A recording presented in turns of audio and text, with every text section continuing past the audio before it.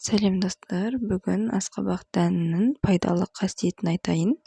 Мырышқа бай асқабақ тұқымдары миға ақпаратты жақсы қабылдауға және сіңіруге көмектеседі. Сондай-ақ есте сақтау қабілетін жақсартады. Асқабақ дәні ағзаны магниймен, селенмен, В1 және К витаминдерімен қамтамасыз етеді. Бұл зейіннің шоғырлануына, есте сақтау қабілетін жақсаруына және стресс деңгейінің төмендеуіне көмектеседі. Асқабақ дәнінің құрамындағы магний жүйке жүйесіне оң әсер етеді.